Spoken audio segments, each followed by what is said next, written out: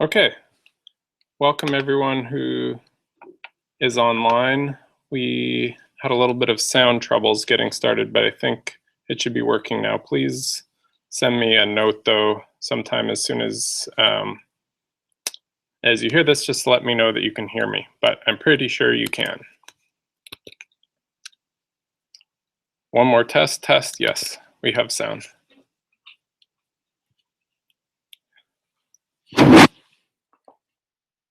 All right, good to see you all back after my week away last week. I hope you all had a nice class and enjoyed a change of pace with our other instructor, but I am glad to be back. You see, as the spring starts getting nicer, classes start getting smaller. Good. Thanks everyone online. Hopefully a few of you are sitting somewhere nice and watching this on your iPad or something. I don't know. Yeah, sitting on the beach watching your biostat lecture. All right.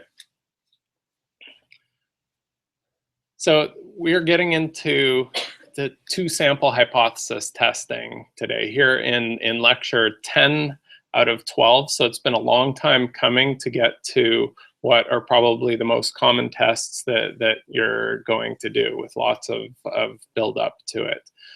But the good news is it's the same principles. There's just some slight differences in the formulas, but all of the principles that you've learned, they're really going to do you well for moving into the two-sample hypothesis testing.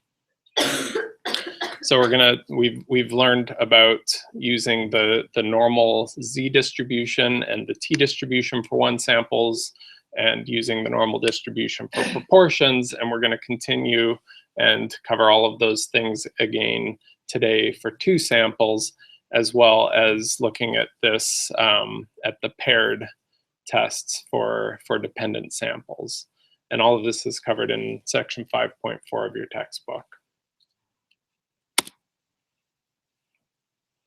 So since it's been a little while, the original sequence of this course actually had this lecture coming immediately last week, but I moved ahead the chi-squared test and contingency tables to last week, just because many of you are using those for your project and I wanted to move them ahead. But logically, this is really a continuation of what we were doing 2 weeks ago and immediately before that. So I'm going to review it a little bit just to get it back fresh in your minds.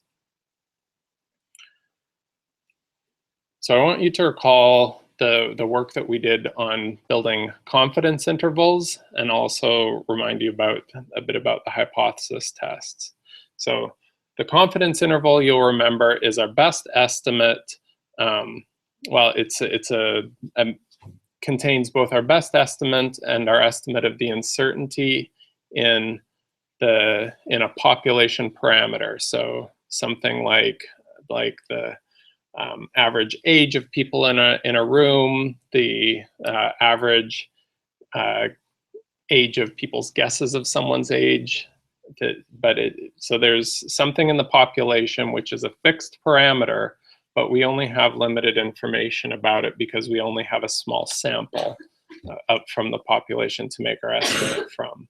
So in building a confidence interval, the mean from our estimate, or the proportion from our estimate, always forms the middle of the confidence interval. So in the first example, using the normal distribution, this is what we use when we know the standard deviation from the population. We're not having to estimate it from the sample. And to construct the confidence interval, we took the mean estimated from our sample plus or minus the critical value for Z given the confidence interval that we want. So for a 95% confidence interval, that's an alpha of 0.05, and we would look up the value of Z for 0.05 over 2, or 0.025, and multiply that by the standard error. And this component here on the right, remember what that was called? The margin of error. Yep. So it's the sample mean plus or minus the margin of error. And then when we introduced the t distribution for when we have to estimate the standard deviation from the sample instead of knowing it from the population, and when it's estimated from the sample, then we use t for that same critical level, but then you also need to know the degrees of freedom. And do y'all remember, so I just told you, but when to use t, when to use z? Use t for small samples, and, you know, and when you don't have the population standard deviation, you have the sample standard deviation.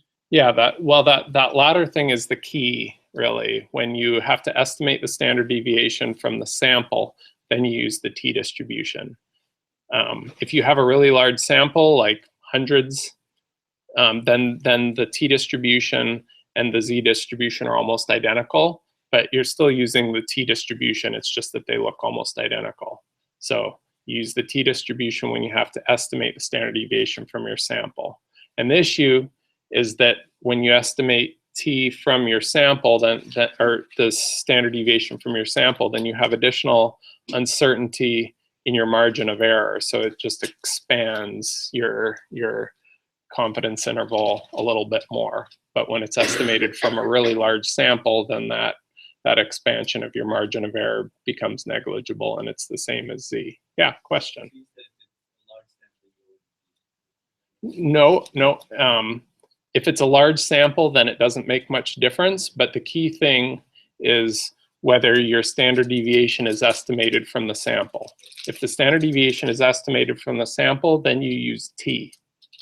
So it's t that is correct for your sampling distribution. It's just that it becomes, for all intents and purposes, identical to z for large samples. I'm not talking about n equals 30 here. I'm talking about n equals like a couple hundred. Then it really starts becoming identical. And it matters what your value of alpha is too. If alpha is 0.05, then they become similar for not so large samples. But if alpha were 0.001, then it takes a much larger sample for them to be similar. But you just use t. Right? The key, the thing where sample size really matters with the t distribution is robustness to one of your key assumptions. Does anyone remember which one? Key assumption to using the t sampling distribution? Something about the population distribution. What's that? No, you don't need to make an assumption about the standard deviation, but you need to make an assumption about the form of the population distribution. Pardon?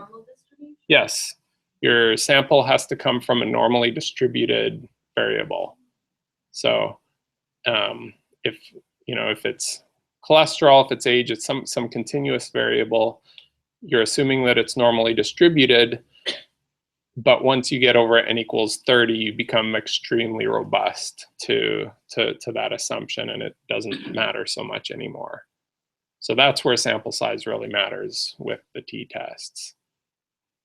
It's not that you need to switch back to z or something when you get to large sample size. It's that you become robust to violations of your assumptions with large sample size. And that's an important thing to remember about the t-tests.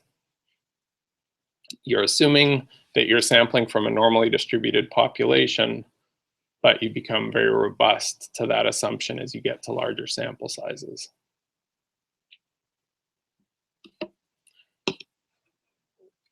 So then finally, we also built confidence intervals for a single proportion, and using the normal approximation to the binomial distribution, and using so the binomial distribution is well approximated by a normal distribution as long as your sample size is big enough and neither of your proportions are too close to 0 or 1.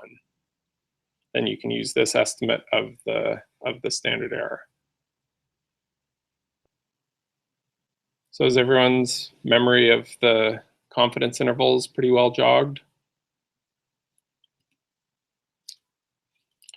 All right, and confidence intervals and hypothesis testing, there's an equivalence between them in that you can use either one for these one sample tests, and you can use the confidence interval to do a hypothesis test, or you can do the hypothesis test using these steps where you calculate a p-value or a critical value of your test statistic and accept or reject your null hypothesis.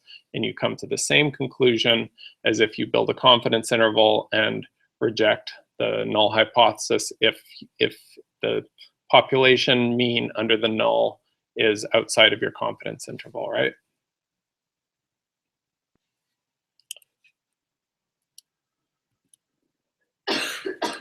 And in the realm of hypothesis testing, there are type 1 and type 2 errors, and then this idea of power. So if your null hypothesis is true, but you accidentally reject it, that's a type which error? Type 1. Yeah, that's a type 1 error. That's where there's nothing to be seen, but you think you see it anyways. Or where you convict the innocent prisoner. The type 2 error is where there really is some difference. Your alternative hypothesis is true, but you fail to reject it because you don't have enough evidence. So you miss something that's there, or you fail to convict someone who is guilty. And power is if the alternative hypothesis is true, it's your probability that you will actually reject it. And there are these relationships between your study design and your type 1 error rate and the power.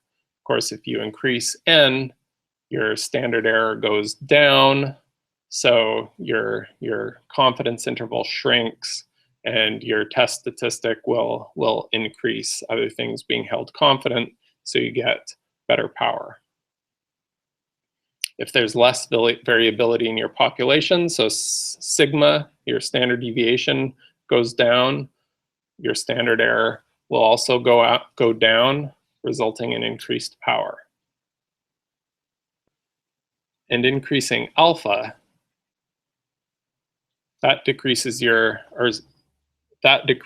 power. By increasing alpha, which this is a little bit confusing here, what I mean by increasing alpha. So if you go from alpha equals 0.05 to alpha equals 0.01, does your power go up or down?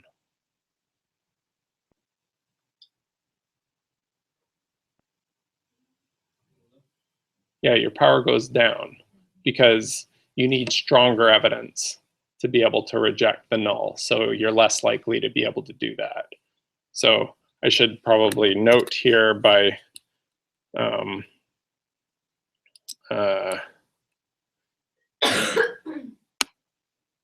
let's not call this increasing. I struggle with what to call that. How do you think of that? Is that, how do you describe, say, taking alpha from 0.05 to 0.01? Making alpha smaller? Yeah. Making alpha smaller, okay.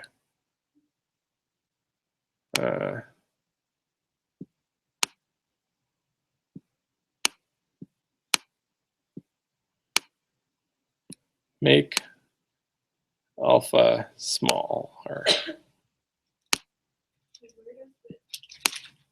What's the interpretation of an increase?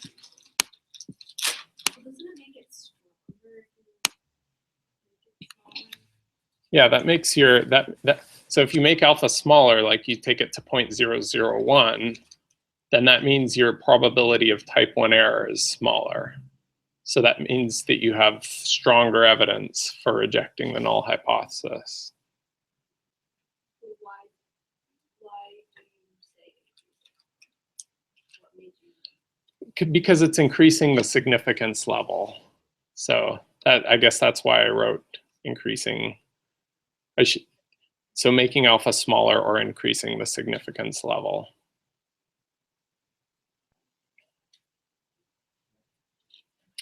And then finally, if you have more of a difference between the alternative hypothesis, if it's true, the more different it is from the mean under your null hypothesis, the greater power you have, because there's a bigger difference that you can see.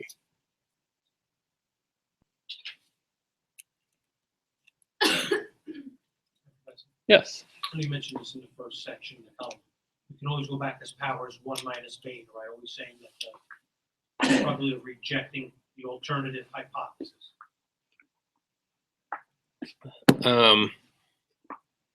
Sorry, what's the question? Which is the section, no error of probability is equal to no error of probability is equal to power. That's by definition 1 minus beta. Right, power is 1 minus beta. So beta is if your alternative hypothesis is true, it's the probability that you fail to reject it. And power is the probability that you do reject it. So power plus beta is probability of rejecting plus the probability of not rejecting, which has to equal 1. Any more questions about type 1, type 2 error, and power before we go on? I spend a lot of time on some of these things because I figure another year down the road, you're not going to remember much, but if you can remember some stuff like this, then I'll have done my job.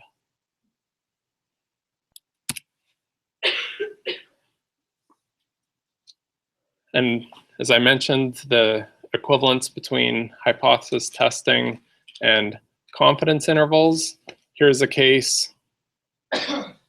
So here's the sample mean right in the middle of the confidence interval, and here's the mean under the null hypothesis.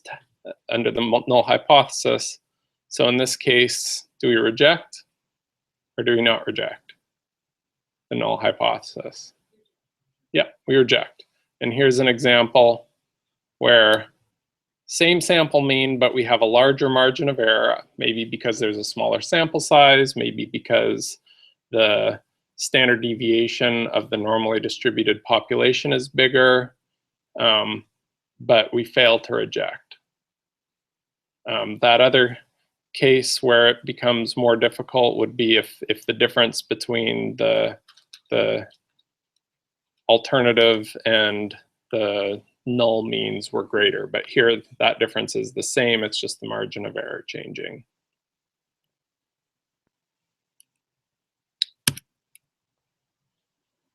This principle of equivalence, it's going to hold for 2 sample tests, but possibly not in the way you think.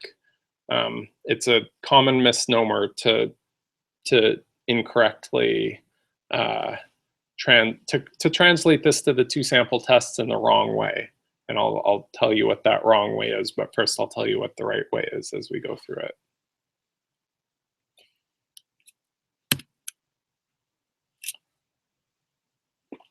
So we have 2 types of 2 sample tests that I'm going to talk about. There's the paired and the unpaired. So the paired or dependent samples test is when there is a natural pairing between your observations. And what you actually are looking at is the difference between those 2 observations. Okay, and the independent ones is where these are really not paired, they're just 2 independent samples and they need to be truly independent. I'll give you some examples of paired and unpaired tests.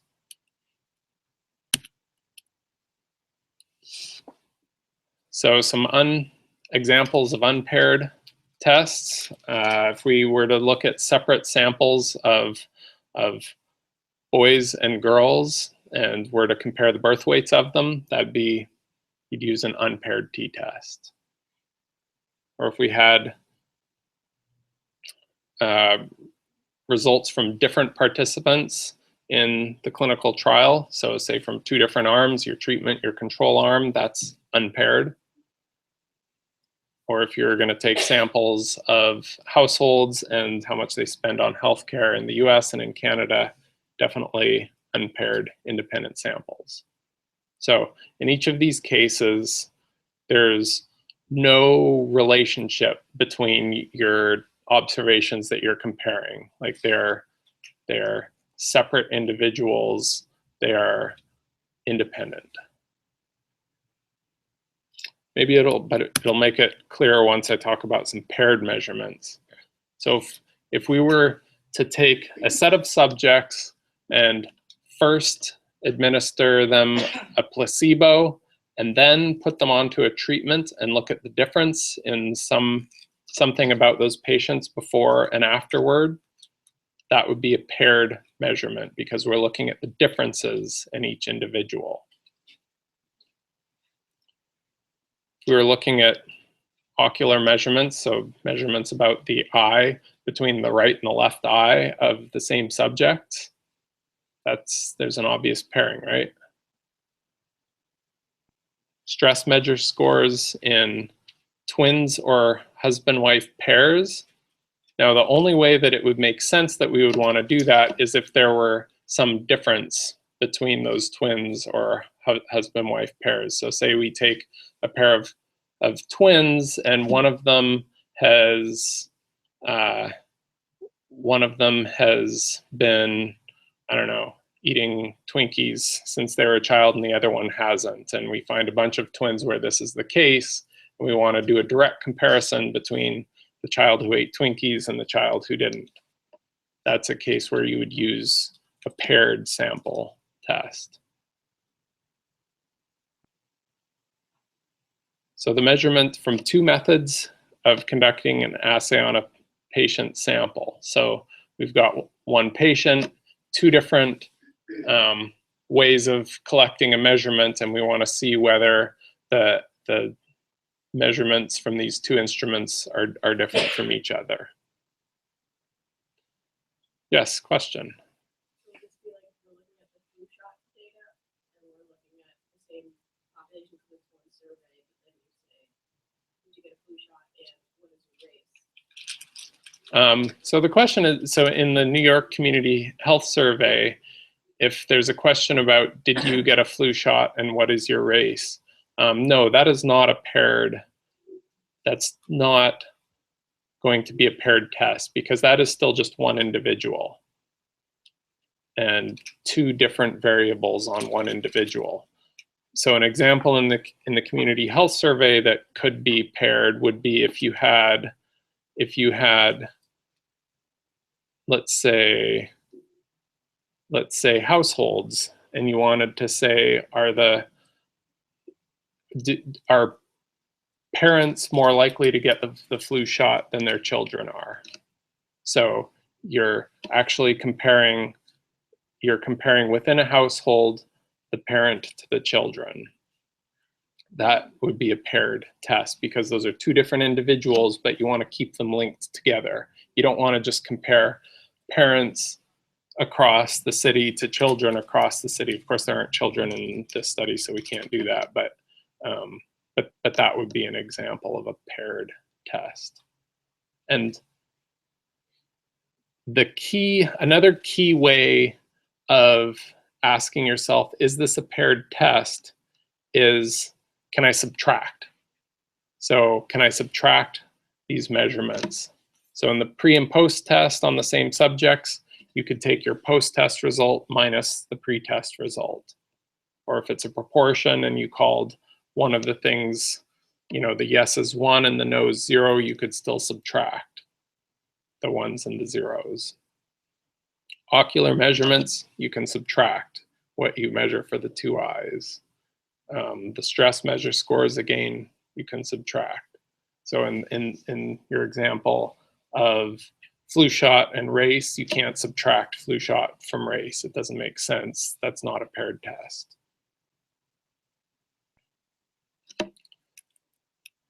And I'll give you an example later, but the paired t-test is actually just a single sample test. So the independent samples, we're going to learn new methods. for doing it as independent samples. But with paired measurements, you can actually just subtract them and then do your single sample test, because you actually do a test on the differences, which is why that subtracting is important. Yes? In that makeup, that case that you said, the two twins, one eats Twinkies, one doesn't Yeah. eat Twinkies too. Does it always have to be a yes or no thing, you know? Or do they both eat Twinkies, or they can both not eat? So the key thing is that there has to be, like in the Twinkies, no Twinkies example, I was interested in, say, asking, is the body mass index of children who eat Twinkies different from those who don't? You need to have, and by doing a paired test, you're controlling for the large differences in overall weight of a family, you know, due to genetics and everything else that can occur, and you're just comparing between siblings. But unless you have one sibling who ate Twinkies and another one who didn't, then you have nothing to compare there. If you have two children who ate Twinkies, you can't say whether, based on that family, children who eat Twinkies weigh more than those who don't. So that has to do with it being a two sample test. There, the outcome variable, which for a t-test must be a continuous variable, would be weight or body mass index. Twinkies is more the grouping variable, where you get the, you know, what the thing that you're comparing against each other. Thanks for the questions. Okay, so here are some more questions for you. Which of these are paired measurements? If you wanted to compare the average heights of males and females. Unpaired. Good. To compare, of course, it's unpaired because we're just talking about, you know, individuals in the population. We're not talking about, you know, comparing what do you call those non-identical twins that are a boy and a girl. We're talking about men and women in the population, independent samples. To compare anxiety levels of individuals before and after an intervention. That's paired. Good. To compare anxiety levels in two groups, one with and one without an intervention. Yep, it's unpaired. They're different individuals. One group got the intervention, the other one didn't. And when there is a natural pairing of individuals like this, it's not just an option. You have to use the unpaired test, because you're actually violating an assumption of the unpaired test. Do you know which assumption that is? Independence. Very good. They're not independent samples because it's actually the same group of individuals in both of your samples. So if you have this natural pairing, it's actually a good thing. It helps you to control for differences in the population that are not related to what you want to observe. So it's a good thing, and you must do it.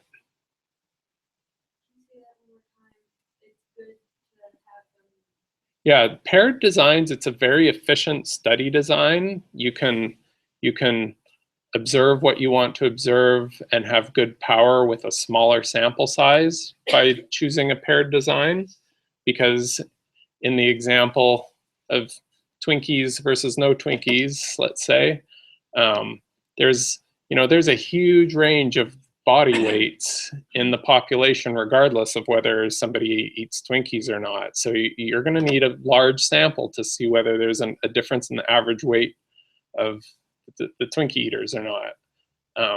But if you are able to find, you know, sibling pairs where one of them ate Twinkies and the other one didn't, in that pair, you're controlling for so many of the differences that occur in the population due to differences in upbringing, differences in genetics, and you are narrowing it down to a much smaller set of differences. So you're controlling for a lot of confounding, and you are controlling for differences that you would not otherwise be controlling. So it's a good design, but when you design a study that way, then you must analyze it as such.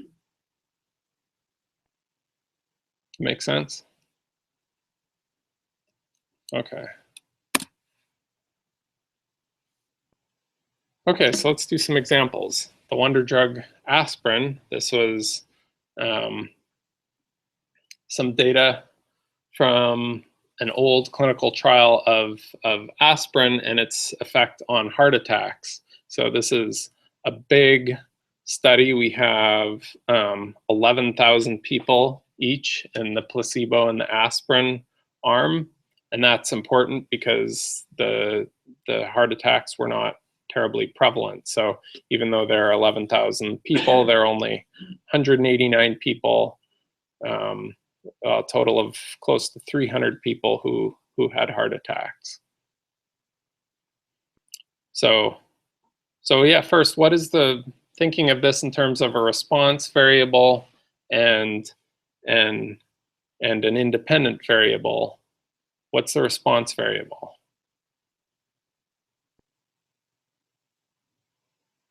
What's that? Yeah, heart attack. So it's actually, it's a proportion, right? It's not a continuous response variable. So we're not going to use a t-test. This is just an example to talk about whether samples are paired or unpaired. It's not a t-test example.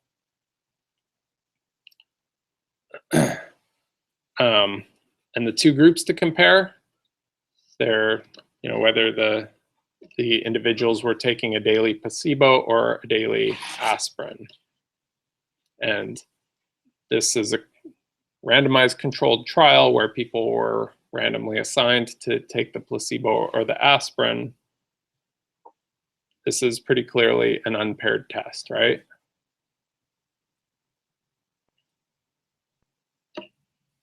This, by the way, is a highly significant difference.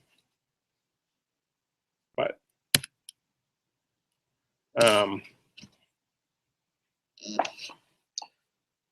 so we're going to set this up actually as a proportion. You could do this with a chi-square test, but you can also do it using a test of two proportions. We'll come to the same conclusion either way. So let's go through it. Let's set up the hypothesis. I'm going to show you how to do a two-sample unpaired test of proportions. Our null hypothesis here is going to be that the prevalence of heart attacks in the two groups is the same. So P1 equals P2, or P1 minus P2 is equal to 0. And the alternative is that they're not equal. We have a significantly large sample size, so we can go ahead and use the normal approximation to the binomial distribution, and we can do a z test. And of course, the data must come from a random sampling process. So going way back now to back when we did the test of one proportion, our test statistic, z, was the proportion in our sample minus p0, the proportion in the population under the null hypothesis, divided by a standard error, which was estimated as this under that normal assumption of the binomial distribution.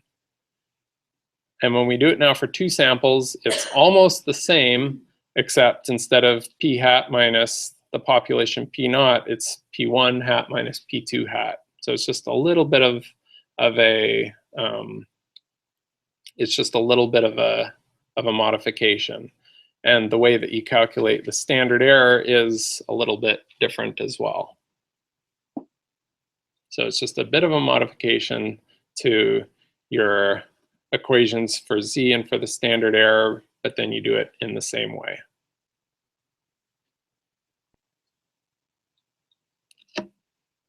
And this equation for the standard error should give you a hint about how you're going to build a confidence interval.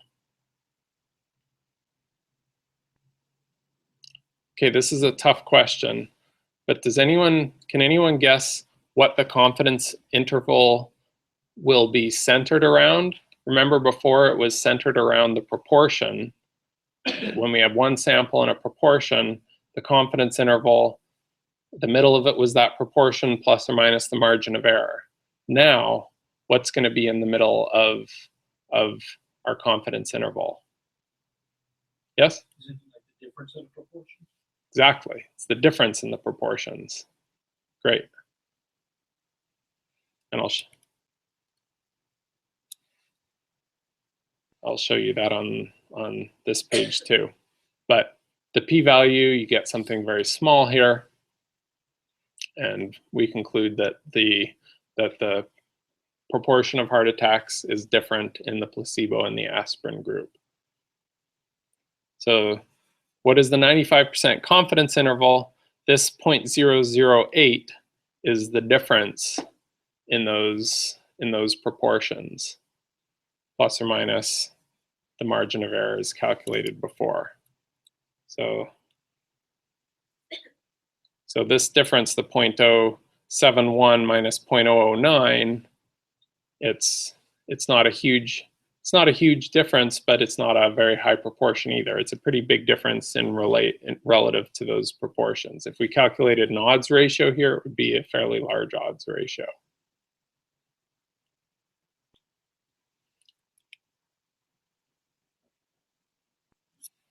So the middle of the confidence interval on this is the difference in proportions.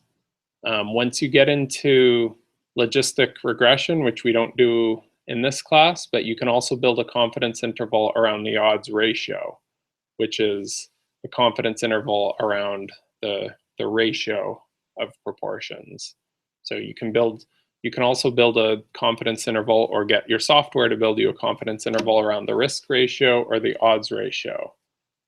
And those are proportions of probabilities, whereas this is a difference in the probabilities. And that's an important distinction that we don't really get into in Intro Biostat. I get into it heavily in my Biostat 2 class and the Bios 1 class. I don't know if any of you will be taking it, but just how you can, in some types of models, be looking at a difference in proportions, and another one's a ratio of proportions. And you've now covered them both in this class, and I'll just tell you to keep in mind whether your software is giving you something about a difference or a ratio. The stuff you learned last class for categorical data analysis, those were ratios. This is differences. And they can both be interesting. You just have to know which you're dealing with.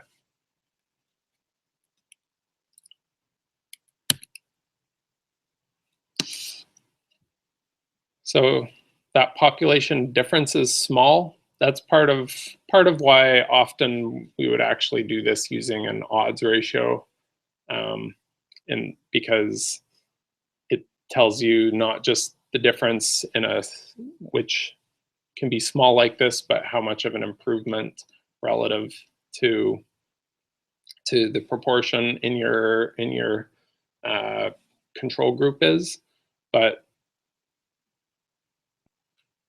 because it can still be a big, this small proportion might still be important.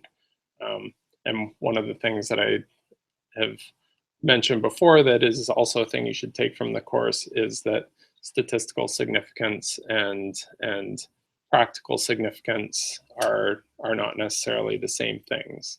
And you'd have to put this into context of public health in the population to determine whether it's practically important. But here a decrease of 0.01, so 1 out of 100 over a 5-year period, multiplied by a couple 100 million people, it could be a difference in 2 million people having heart attacks or not. So the point is that even small proportions multiplied by a lot of people could be important. And that's a separate question to ask.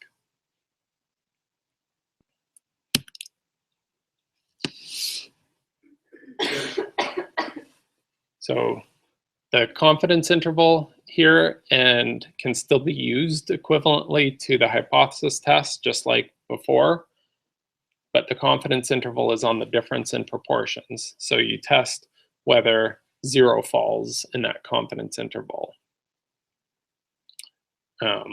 And if it does, then we can't confidently reject the null hypothesis that there's no difference between the two groups.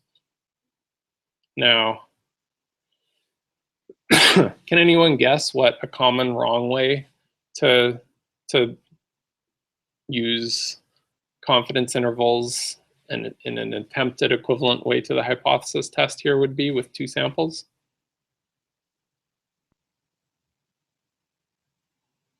Maybe I shouldn't get you to think about a wrong way to do it, but it really is common. I've been told. I don't think it's common among students from my classes, but out in the world. So what if we were to build you know how to build a confidence interval for one sample, right? So you could just do it separately for each of these 2 samples. You could build this confidence interval for sample 1 and this confidence interval for sample 2.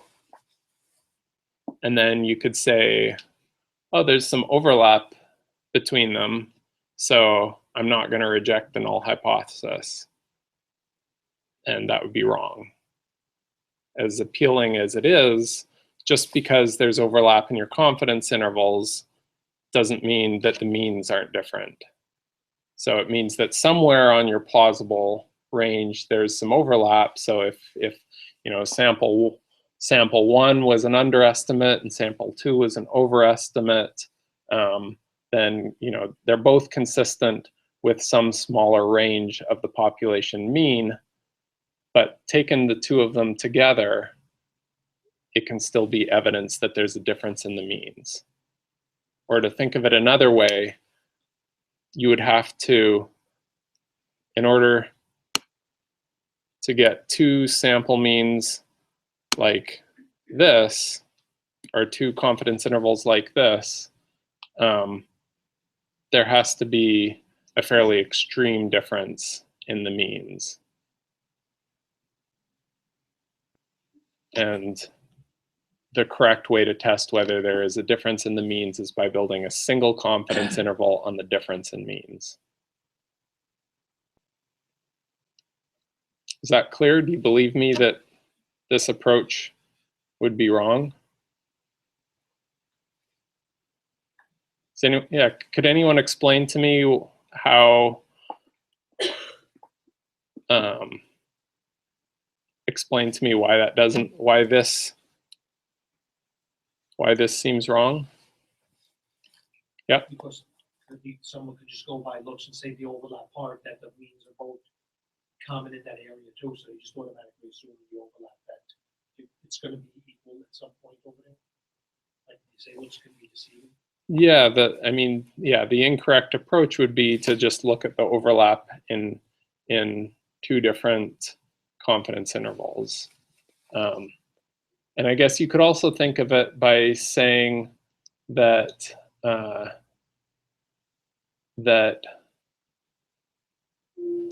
oh, we have a comment from online. Just like the astronaut going into space for a year, he has a twin that is staying on Earth so he can study the effect.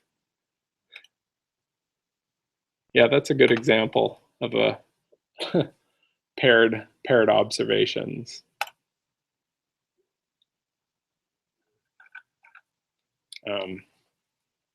Okay, but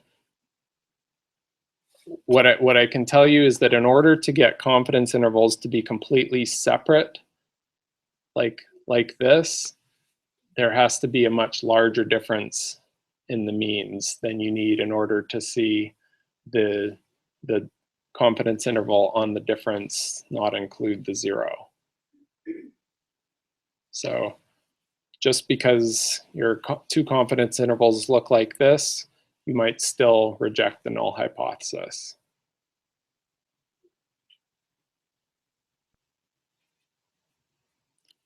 All right.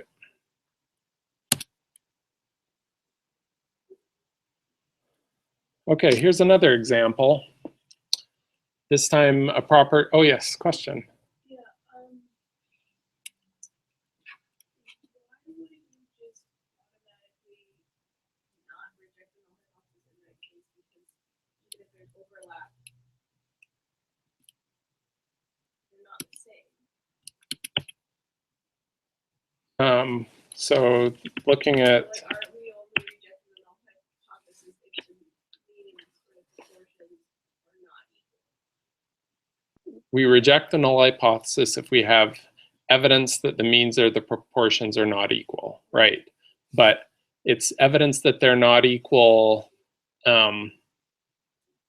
even when there's some inequality that will come just from sampling variation. So it means, because you'll always observe some difference in the means or proportions just because of the random sampling. But the question is whether the magnitude of the difference we see is more than you expect to see due to sampling variation. It could be that those two other intervals are slightly different, and you would still accept the null hypothesis. Yeah, if you take two samples, your confidence intervals will probably never be exactly the same. You always get some sampling variation. But it's if the means are sufficiently different that you get a large test statistic, or your confidence interval on the difference does not include 0, that you reject the null hypothesis of no difference.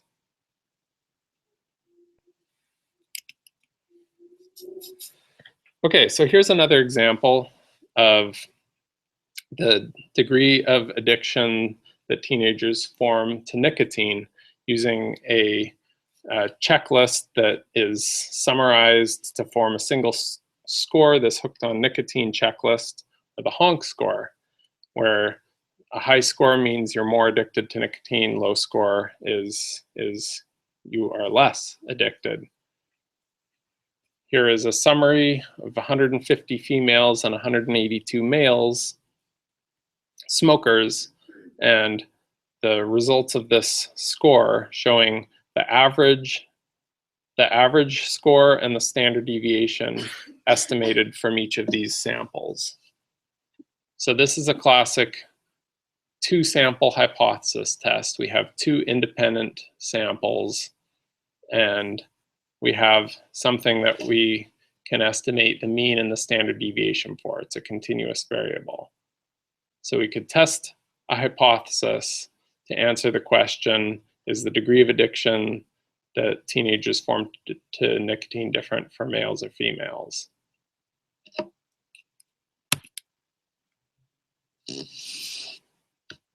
So just to show the slight alteration that has to be made from the one sample to the two samples statistic, this is what we did before 2 weeks ago for the one sample t-test. You took the sample mean minus the mean under your null hypothesis and divided that by your standard error to get your test statistic, your sample t statistic. And then compared it to the t distribution under the null hypothesis with n-1 degrees of freedom. Everyone remember that? All right. Now, going to two samples, look at this. It's like almost the same again. So instead of just x bar, it's the difference between the two sample means minus the difference in population means under the null hypothesis. And this would often be 0. Often our null hypothesis is that mu1 equals mu2. In this case, the null hypothesis is that there's no difference in the sample means, right? And then you divide by this sum of two of two standard error like things, the square root. Instead of just s over square root of 1, you're doing this sum of s1 squared over n plus s2 squared over n in the square root.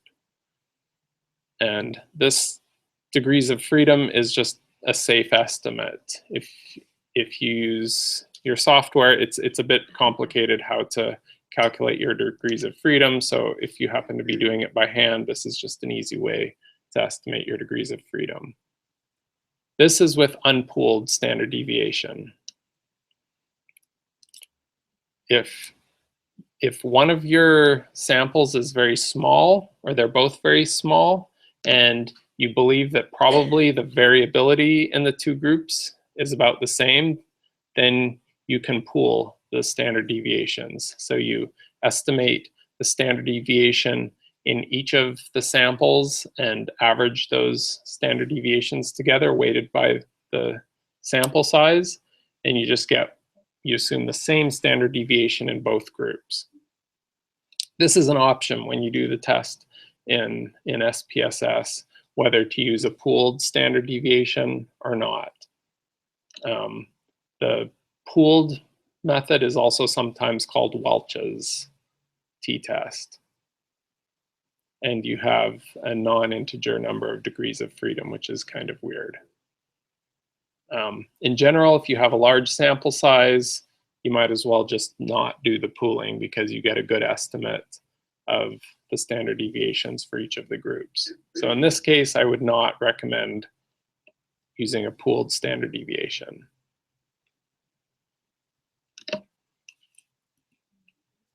Yes? Oh, Welch's t-test is another name for a t-test with pooled standard deviations. I forget what SPSS calls it, if they call it pooled or if they call it Welch's.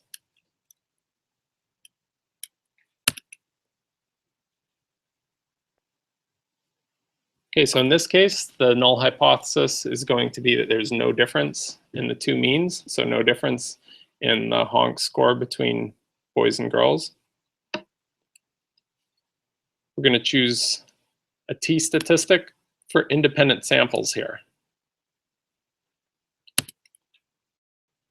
And then go ahead and calculate it using the formula for the different unpooled standard deviations. So we're using the two different standard deviations here to get a t-statistic.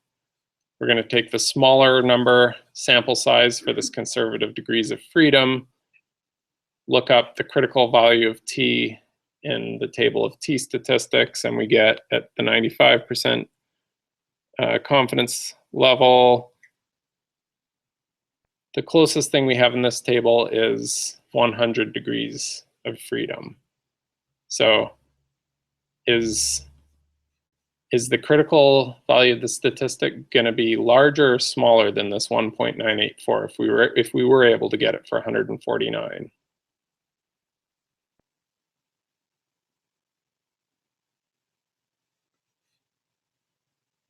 So you'll notice that as we go from 1 degree of freedom, the critical value is 31, up to an infinite number, it's down to, oh sorry, looking at the wrong table, 12.7 to 1.96, which is what we had for Z. So for a very large sample size, the t distribution is the same as the Z distribution. And this critical value gets larger and larger for smaller sample sizes.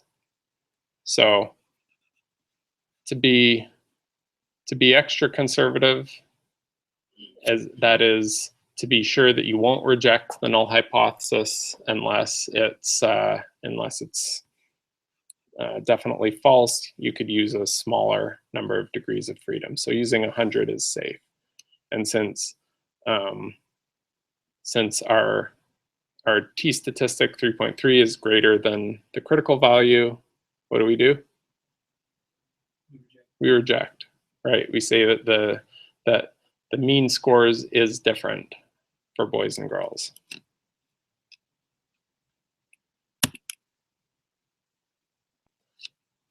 And we could also build a confidence interval. So the middle of our confidence interval is the difference between the boys and girls scores, 1.2, so 2.8 minus 1.6. And we build the confidence interval using that formula for the standard error times the critical t-value. So 1.2 plus or minus the margin of error of 0.7. And just quickly here, we can use that. We can use confidence interval just as easily as we can use the hypothesis test to come to the same conclusion that the means are different because this confidence interval doesn't include 0, right? So the assumptions of this t-test, independent samples, yes. Normally distributed, probably not, because for one of the groups, let's see,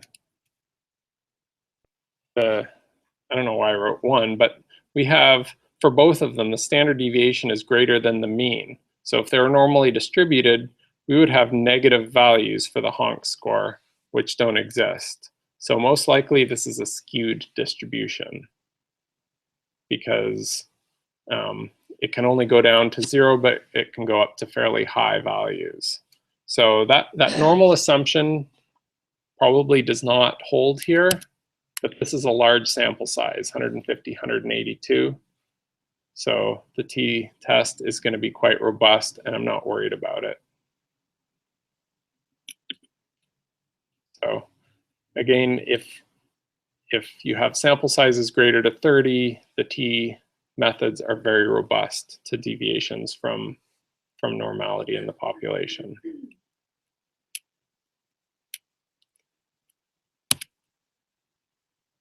Okay, I have another example. We're getting a little bit short on time, but I think I have time to go through this. Does cell phone use impaired driving reaction times?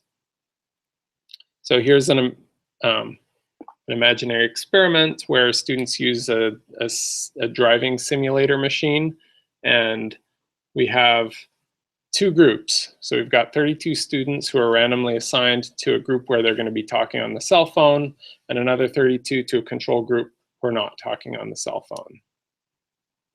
So that's clearly independent samples, right? They're not paired. And we want to compare the mean response time. So in doing a 2-sample test, the question is going to be, is the average response time different depending on whether you're talking on your phone or not?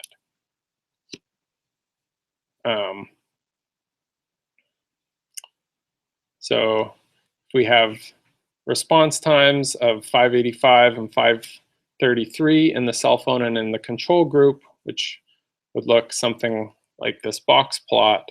So the mean is a little bit higher in the cell phone than the control group.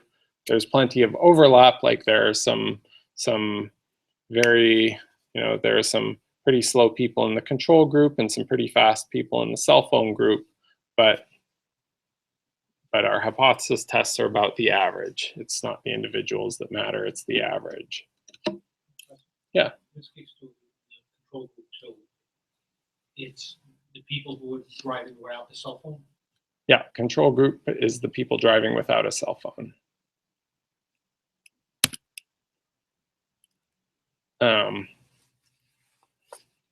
We could, so based on these averages, and actually I didn't put in standard deviations, so you couldn't actually calculate this t statistic. If you had the standard deviations, you could calculate this t statistic and get the p-value, which is less than 0.05. So you can see based on these that even if there is plenty of overlap in the population, there can be a difference in the means. And we would reject the null hypothesis and say that there's evidence that using the cell phone increases the mean response time in this experiment.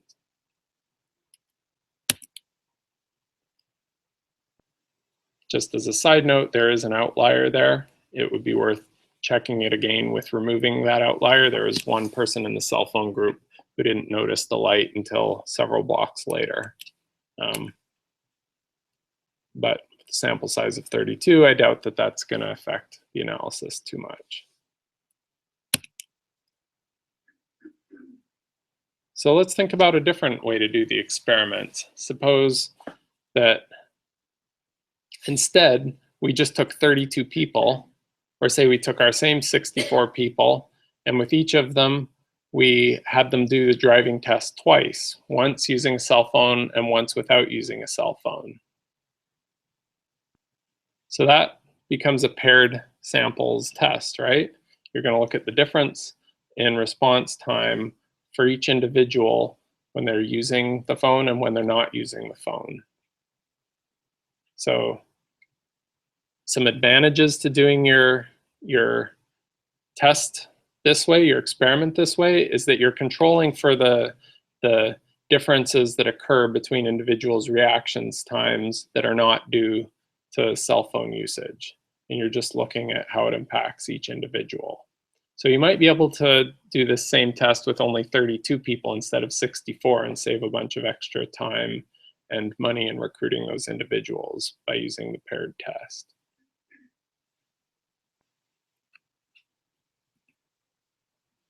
And so if you did it this way, you would record their reaction times with and without, and then take the differences. And you would do a one sample test on these differences against the null hypothesis that that difference is 0.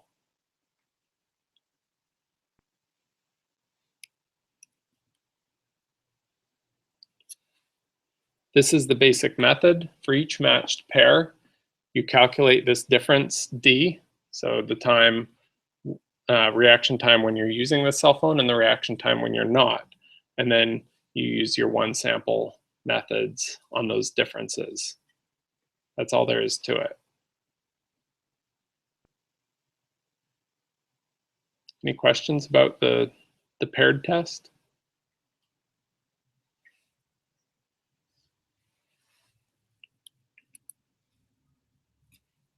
Oh.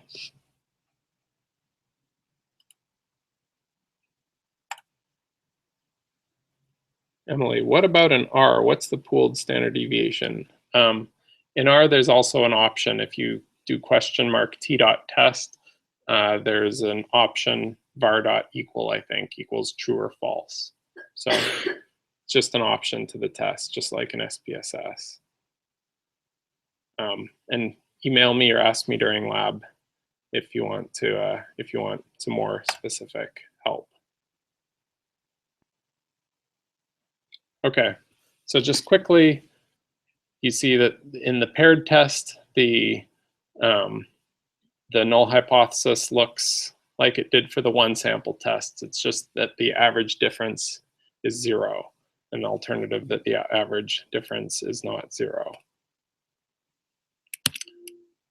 I'm going to gloss through these. It's just like all of the single sample tests that you've done from that point on. You calculate the t statistic just using the mean minus the mean under the null hypothesis, which is 0, divided by your standard error, and use your table of t statistics, and build a confidence interval on the difference. And the interpretation of this confidence interval, anyone want to hazard a guess? This confidence interval 32 and 70.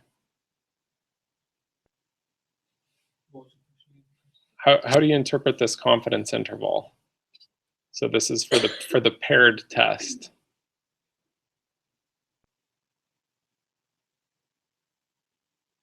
The difference between the two sample means over 95% confidence is going to be within those two.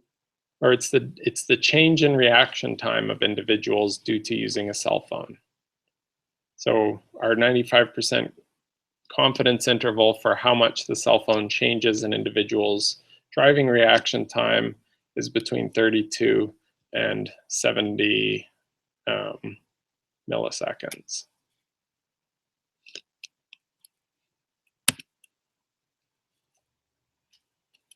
Okay, and the box plot that you would show in the paired test would just be a single box plot for the differences rather than the 2 box plots. It's like a single sample test. Okay, this is just a table for your future reference to help you decide when you have 2 samples, which test to use. If you have paired samples and continuous outcomes, such as reaction time, then you take the differences and use the T or the Z methods. We're not covering what to do in proportions. There are some other tests for so-called difference of differences for individuals. But for independent samples, it's either your T or Z 2 sample tests or using the Z test for a single sample, or using the Z method that we just covered today for proportions. And here's one slide just to emphasize again that correct way to use the equivalence between hypothesis testing and confidence intervals, and the incorrect way.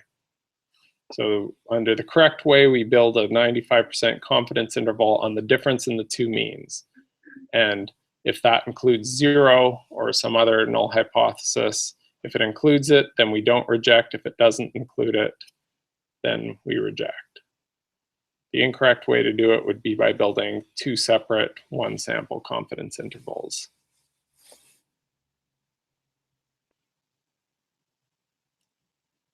And that wraps up the material for today. Are there any questions about this before we head down to lab?